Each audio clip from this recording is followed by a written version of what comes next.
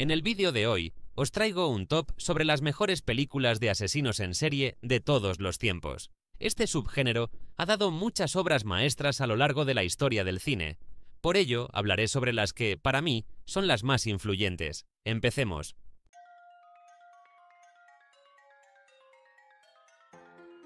Comenzamos el top con Henry, retrato de un asesino en serie, posiblemente el filme más simple de los 10. Sin embargo, esta simpleza lo hace especial.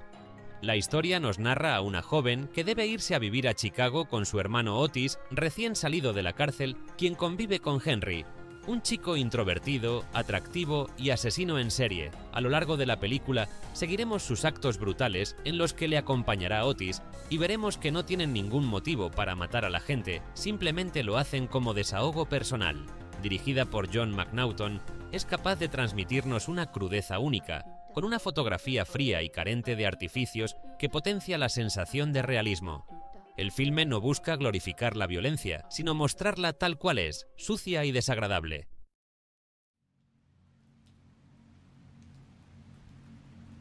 Primera película del maestro Fincher en el top, Zodiac nos cuenta los acontecimientos basados en hechos reales del asesino del Zodíaco, un criminal que juega con los policías dejando pistas indescifrables que llevará a estos a la desesperación total. Zodiac tiene un elenco del nivel de la película, desde Jake Gyllenhaal bordando uno de sus mejores papeles hasta Robert Downey Jr. dejándonos su mejor interpretación con el permiso de la reciente Oppenheimer.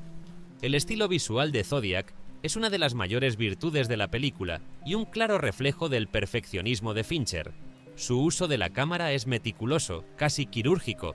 Cada plano está calculado al milímetro para transmitir la obsesión, la paranoia y el caos que rodean al caso.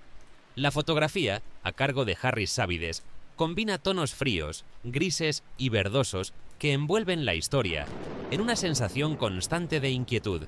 No hay lugar para el exceso ni para la acción gratuita. Fincher apuesta por una puesta en escena sobria y elegante, donde el suspense se construye lentamente, plano a plano, como un rompecabezas.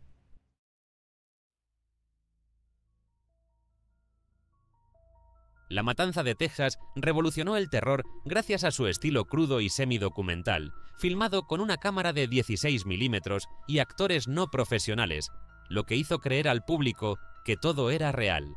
Tobe Hooper llevó el horror del terreno sobrenatural a uno físico y cotidiano, influido por un Estados Unidos marcado por Vietnam.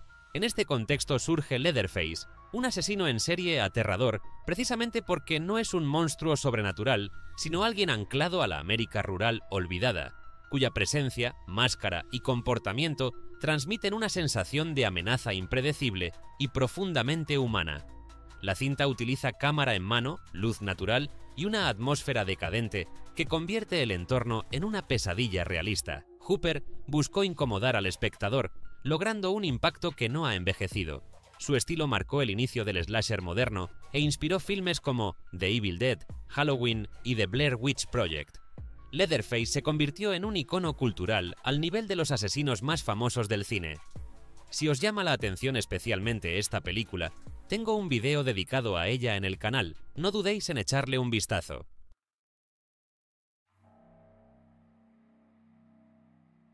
En el séptimo puesto se encuentra Tesis, la ópera prima del español Alejandro Amenábar, nos cuenta la historia de Ángela, una joven que debe hacer una tesis sobre la violencia cinematográfica. Durante su investigación, encontrará una cinta snuff que le desviará de lo académico para descubrir su origen. Con la ayuda de Chema, un especialista en este tipo de películas, intentan llegar al fondo de este enigma. Amenábar consigue transmitir tensión sin recurrir a la violencia explícita, y mantiene la incógnita del asesino en todo momento. Además, el piano como banda sonora potencia el suspense y convierte cada silencio en una amenaza. El director juega con los pasillos oscuros, el fuera de campo y la atmósfera universitaria para construir un thriller en el que cualquiera puede ser culpable. Tesis no solo funciona como película de suspense, sino también como una reflexión sobre nuestra relación con la violencia y el morbo. ¿Hasta qué punto somos espectadores inocentes?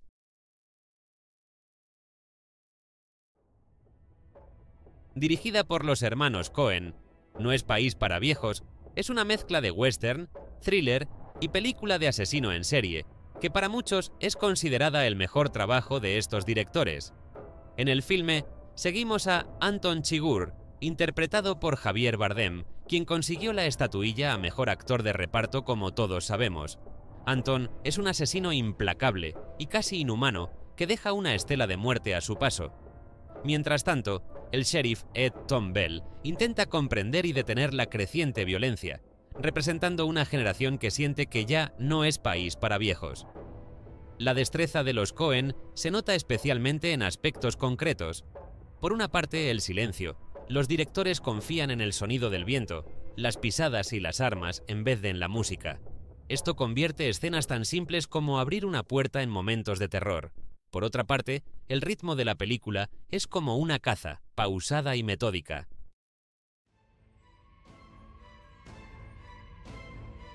Si consideramos a Alfred Hitchcock, el padre del cine moderno, entonces Psicosis puede verse como el gran antecesor de las películas de asesinos en serie. Este filme redefinió todo para que el género sea como lo conocemos hoy, desde el giro radical a mitad de la historia, hasta la figura inquietante de Norman Bates. La película sigue a Marion Crane, una secretaria que decide robar dinero de su trabajo y huir de la ciudad.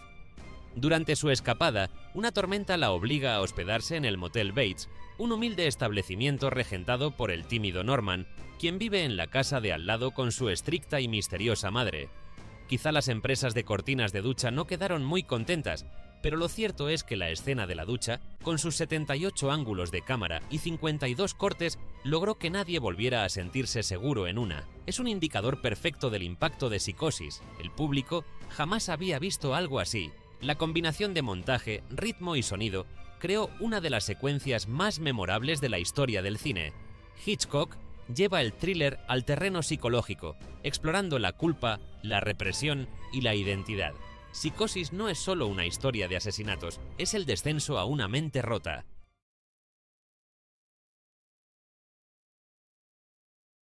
La película definitiva en contra del espectador. Haneke va mucho más allá que Amenábar con Funny Games. Dos jóvenes llaman a la puerta de una casa pidiendo amablemente unos huevos para cocinar.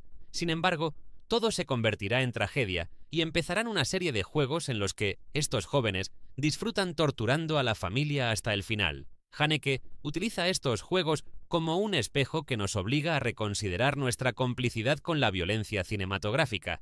Pero lo que más destaca es su uso de la cuarta pared, cuando los personajes nos miran directamente a nosotros. Funny Games trasciende el thriller simple y se convierte en una reflexión brutal sobre los límites del entretenimiento y la crueldad. No es una película para disfrutar, es una experiencia para enfrentar. En el canal también tengo un video hablando más a fondo sobre esta película si os ha llamado la atención. Ahora vayamos con el top 3.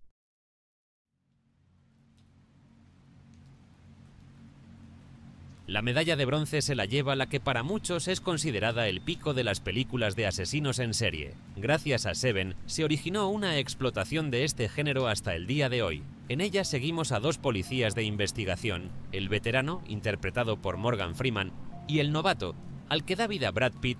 Ambos tendrán que colaborar en la resolución de una serie de asesinatos cometidos por un psicópata que toma como base la relación de los 7 pecados capitales: gula, pereza, soberbia, avaricia, envidia, lujuria e ira.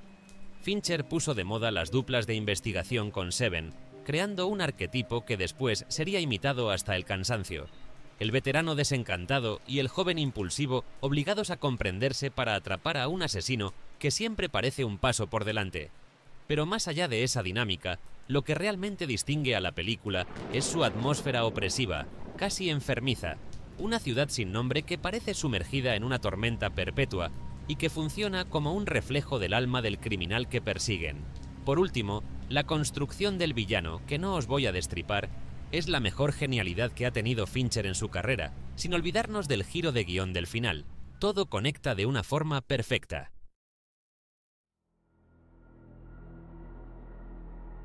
Podrá gustarnos más Seven, pero, como dice Saul Goodman en su último juicio, Walter White no podría haberlo hecho sin mí. Lo cierto es que Seven tampoco habría conseguido lo que consiguió sin El silencio de los corderos. Dentro del cine de asesinos en serie, esta película no solo abrió camino, lo pavimentó, lo iluminó y lo convirtió en una autopista por la que todas las demás terminaron pasando. Aquí seguimos a Clarice Starling, una joven agente del FBI interpretada por Jodie Foster, que debe atrapar a Buffalo Bill, uno de los asesinos seriales más inquietantes del cine.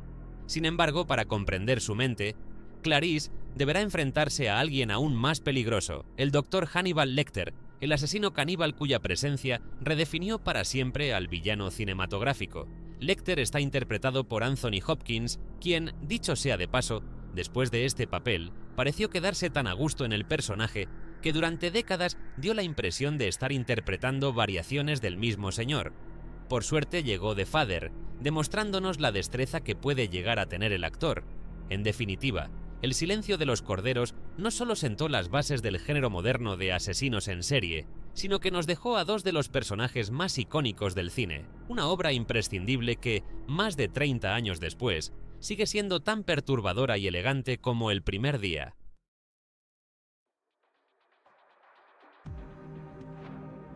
La medalla de oro va para Bong Joon-ho, quien os sonará lo más seguro por Parásitos, la obra maestra de este siglo. Si juntamos todo lo que tiene cada película de las mencionadas, lo más parecido a ello es Memories of a Murder.